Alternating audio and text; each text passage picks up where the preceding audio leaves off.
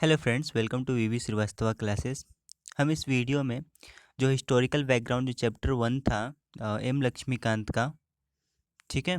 Chapter 1 था M Laxmikant, जो Indian polity M Laxmikant का, उसके पार्ट 2 को देखेंगे। ठीक है, इससे पहले हम पार्ट 1 को डिस्कस कर चुके हैं, है ना, जिसमें मॉन्टेस्क्यू चैम्बर्सफोर्ड रिफॉर्म जो कि 1919 का था, उस वहाँ तक हम उस पार्ट 1 में हम डिस्कस कर चुके हैं। यहाँ से हम उसके आगे की पार्ट्स को, उसके आगे जो भी चैप्टर में बचा हुआ है उसको हम यहाँ पे पार्ट 2 में उसे हम करेंगे, ठीक है। तो साइमन कमीशन, जैसे कि हमें क्या बोला गया था, 1990 मॉन्टेस्क्यू चैम्बर्सफोर्ड रिफॉर्म में बोला गया था कि 3 साल के बाद जब ये इम्प्लीमेंट हुई 1921 में, 1919 में तो ये एक्ट आया, लेकिन जब ये इम्प्लीमेंट हुआ 1921 में, है ना, तो ऐसा बोला गया कि इसके 10 साल पूरे होने पे एक स्टेचुटरी कमीशन का गठन किया जाएगा, जो क्या करेगा, रिव्यू करेगा कि जो अ, ये जो हम 1919 वाला एक्ट जो लाए थे, ये कितने हद तक सक्सेसफुल रहा, ठीक है। तो इसके मतलब रिव्यू के लिए, ठीक है, एक स्टेचुटरी कमीशन बनेगी। कब बनेगी? 1929 में बनेगी, और इंडिया जाएगी और जांच पड़ताल करेगी क्या है इसका, कैसा इम्प्लीमेंटेशन रहा, इम्प्लीमेंटेशन का क्या प्रभाव रहा, ठीक है। लेकिन साइमन कमीशन 2 साल पहले 1927 में ही बना दी गई एक स्टेचुटरी कमीशन थी ये, ठीक है, जिसे अनाउंस किया गया ब्रिटिश गवर्नमेंट के द्वारा, ठीक है। इसमें 7 मेंबर्स थे, एक स्टेचुटरी एक कमीशन थी, और इसको चेयरमैनशिप, इसके चेयरमैन कौन थे? सर जॉन साइमन थे, ठीक है, जिनको रिपोर्ट करना था कि क्या इंडिया इस हालत में है कि इनको और भी छूट दिया जा सके, है ना, इस चीज़ की इनको छानबीन करनी थी, और उसके बाद रिपोर्ट सबमिट करना था किसको? ब्रिटिश गवर्नमेंट को, ठीक है। क्योंकि मेंबर्स के सभी जितने भी कमीशन के मेंबर्स थे वो सभी क्या थे? ब्रिटिशर्स थे, ठीक है। जितने भी पार्टीज इंडिया में थी सभी ने इस कमीशन का क्या किया? बॉयकॉट किया, बहिष्कार किया, ठीक है। फाइनली कमीशन ने अपना रिपोर्ट 1930 में सबमिट कर दिया है, ठीक है। और इसने अपने जो रिपोर्ट में क्या क्या रिकमेंड किया, है ना, ब्रिटिश गवर्नमेंट को, तो वो बोला, है ना, साइमन कमीशन ने रिकमेंड किया कि अबोलिशन ऑफ डायरकी को अबोलिश कर दो आप। जो हम 1919 में हम वाले एक्ट में हमने देखे थे कि डायरकी को इंट्रोड्यूस किया गया था, लेकिन इस साइमन कमीशन ने बोला कि आप उसको क्या कर दो? अबोलिश कर दो, ख़त्म कर दो, ठीक है। आप एक रिस्पॉन्सिबल गवर्नमेंट बनाओ इंडिया में। इंडिया में क्या बनाओ? आप एक रिस्पॉन्सिबल गवर्नमेंट बनाओ, ठीक है ना। उन इंडिया के प्रोविंसेस में जितने भी प्रोविंसेस हैं उन सभी तक आप क्या करो? एक रिस्पॉन्सिबल गवर्नमेंट को पहुंचाओ आप, ठीक है। और इसी के और इन्हीं यही रिकमेंडेशन के कारण जो है ना 1937 में क्या किया गया था, प्रोविंशियल इलेक्शन जो हुई थी, ठीक है, जिसमें 11 प्रोविंस में से 6 प्रोविंस में है ना, हमारे आईएनसी ने जीत दर्ज की थी, ठीक है। तो ये रेकमेंड किए कि आप एक रिस्पॉन्सिबल गवर्नमेंट बनाओ प्रोविंस में, ठीक है। आप फेडरेशन को इस्टेब्लिश करो, ठीक है, ब्रिटिश इंडिया और प्रिंसली स्टेट। मान लो ब्रिटिश इंडिया, ये इंडिया थी, है ना, कुछ भाग पे इसमें क्या थे? ब्रिटिश थे, लेकिन कुछ भाग रूल किए जा रहे थे किनके द्वारा? राजाओं के द्वारा। और इन जो जो जो प्रोविंसेस में राजा रूल कर रहे थे वहाँ पे ब्रिटिश इंडिया की कोई भी पॉलिसी या फिर लॉ वहाँ पे इम्प्लीमेंट नहीं होती थी।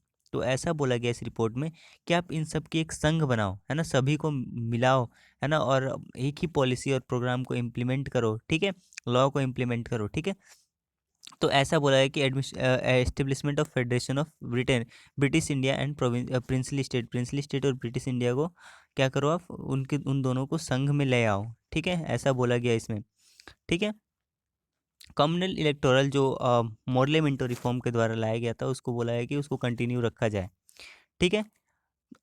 तो इन्होंने 1930 में तो अपना रिपोर्ट को सबमिट कर दिया था, जिसमें रिकमेंडेशन थी, है ना, साइमन कमीशन ने, ठीक है। तो इसको देखते हुए एक थ्री राउंड टेबल कॉन्फ्रेंस हुआ लंदन में, ठीक है ना। एंड फाइनली एक white paper of constitutional reform इससे निकल के सामने आया, ठीक है। और इस white paper of constitutional reform के बेस पे ही गवर्नमेंट ऑफ इंडिया एक्ट 1935 को बनाया गया और इंडिया में लागू किया गया, ठीक है। नेक्स्ट है कम्युनल अवार्ड। 19 अगस्त 1932 में रामसे मैकडोनल्ड, जो ब्रिटेन के उस समय प्राइम मिनिस्टर थे, इन्होंने क्या बोला कि ये जो कम्युनल रिप्रेजेंटेशन वाला है सिस्टम, है ना, वो हम क्या कर रहे हैं, मुस्लिम्स के लिए, सिख्स के लिए, इंडियन क्रिश्चियन के लिए, एंग्लो इंडियंस और यूरोपियन के लिए तो पहले से ही था, लेकिन हम इसमें एक और लोगों को जोड़ रहे हैं। वो कौन थे? शेड्यूल कास्ट को हम इसको जोड़ दे रहे हैं। ठीक है, तो इससे ये होता है कि, है ना, हाँ, मतलब जितने भी गुट थे उन सबको क्या कर रहे थे ये लोग, अलग अलग भाग में तोड़ रहे थे। ठीक है, ताकि डिवाइड एंड रूल से ये काम चला सके। तो गांधी जी उस समय कहाँ थे? यारादवा जेल जो पूना में है, वहाँ पे ये क्या थे, अपने वहाँ पे थे, ये जेल में थे। ठीक है, वहाँ पे ही इन्होंने क्या किया, आमरण अनशन पे बैठ गए।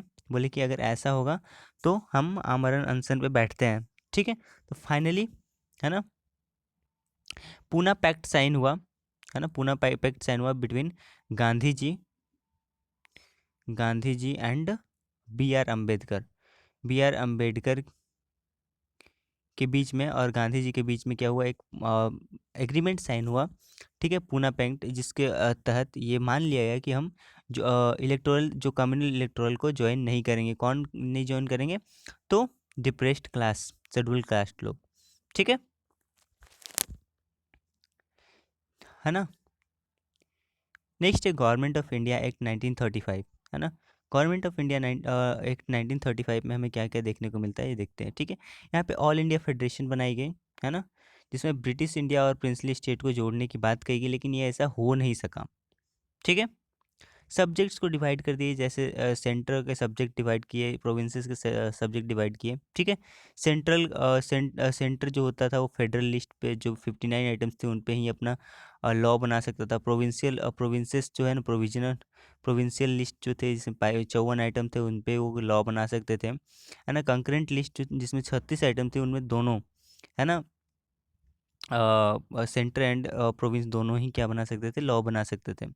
डायरकी को अबॉलिश कर दिया गया प्रोविंशियल लेवल पे, लेकिन ये सेंट्रल लेवल पे यथासंभव वैसे ही बना रहा।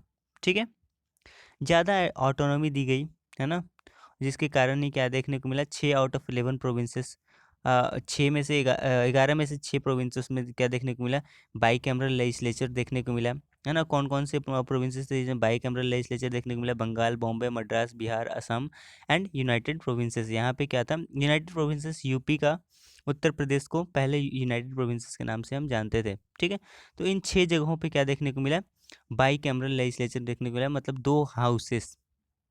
ठीक है, 2 हाउसेस देखने को मिली।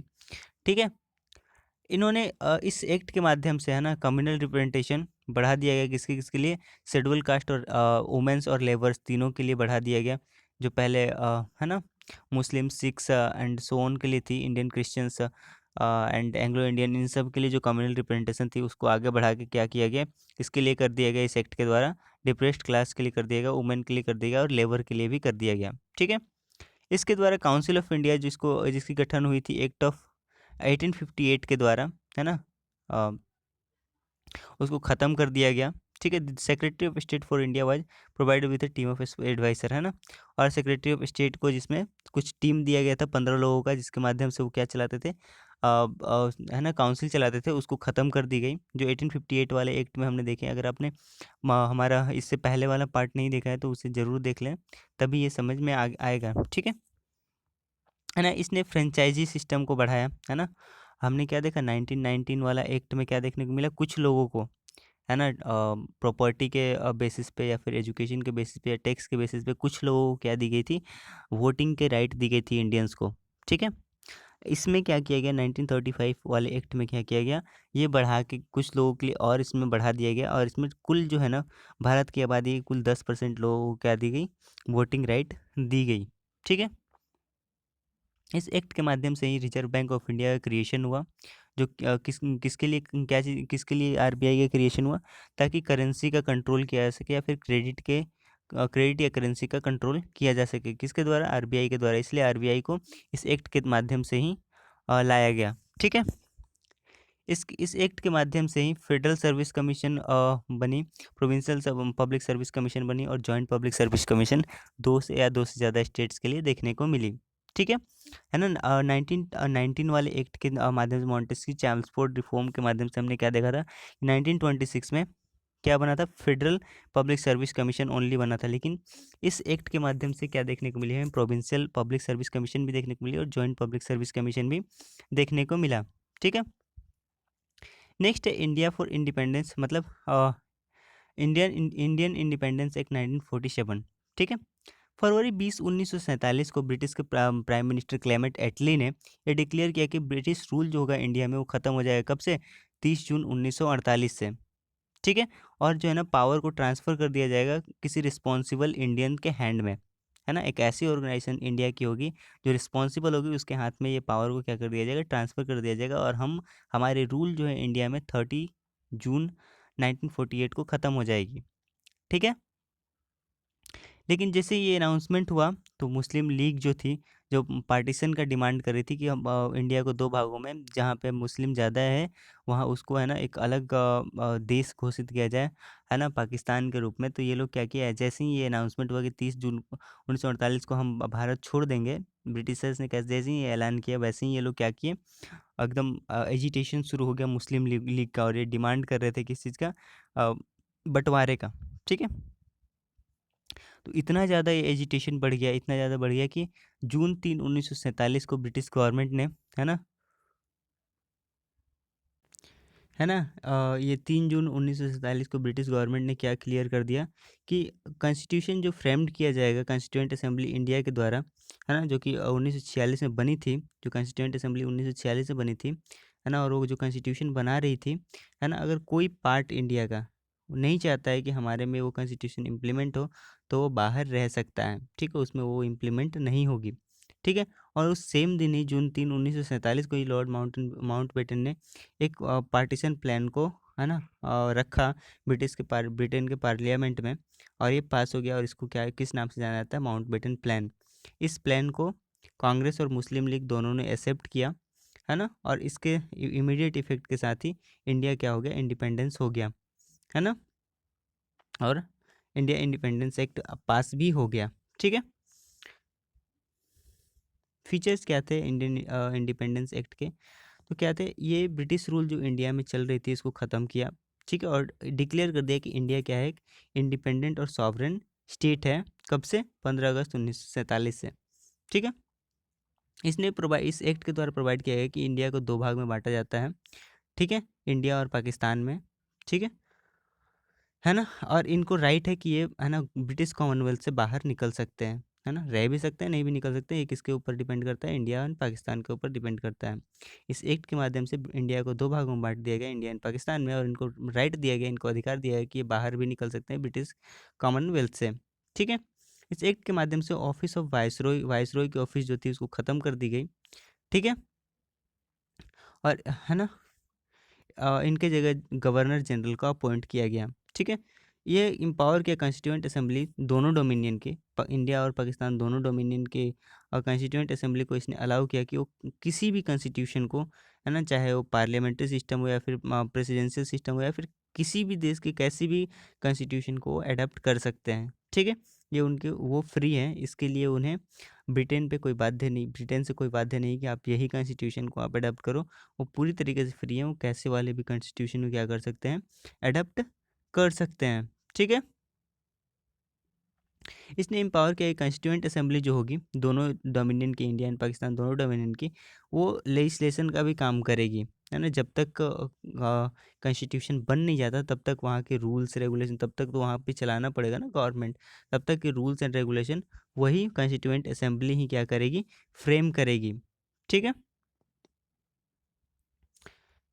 है ना, और कोई भी एक्ट ब्रिटिश पार्लियामेंट के बाद पार्लियामेंट से 15 अगस्त 1947 के बाद पास नहीं की जाएगी। ठीक है, जो भी चीज़ें लॉ या फिर रूल्स बनेगी वो कौन बनाएगा, कॉन्स्टिट्यूएंट असेंबली बनाएगा। ठीक है, इसने office of secretary of state को ख़त्म कर दिया।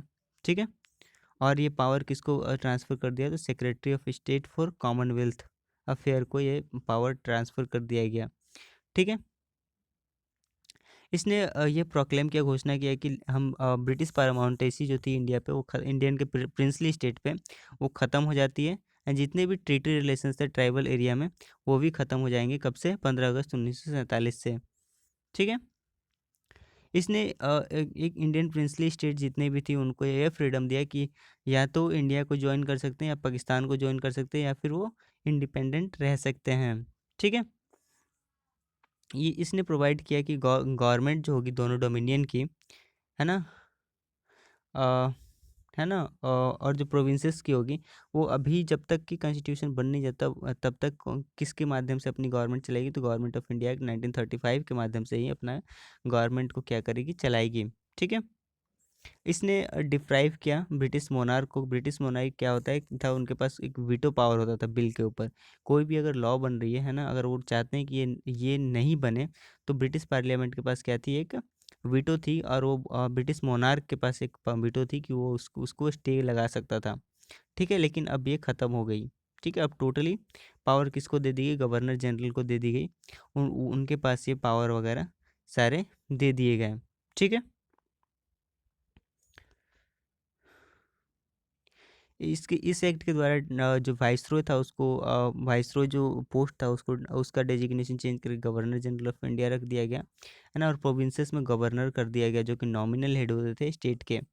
ठीक है,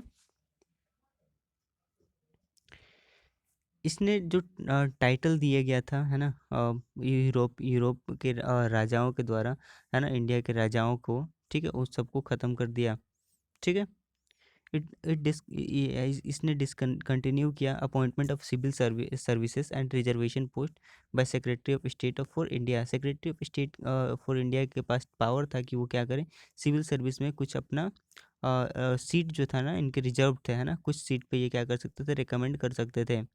ठीक है, तो वो सारी चीज़ें ख़त्म हो गई यहाँ से। ठीक है, मिडनाइट 14-15 अगस्त के, है ना, 1947 के बीच में ही, ठीक है, पूरे मिडनाइट में, है ना, क्या हुआ, ब्रिटिश रूल इंडिया में ख़त्म हो गया और पावर जो था ट्रांसफ़र कर दिया गया दोनों नए डोमिनियन को, इंडिया और पाकिस्तान को।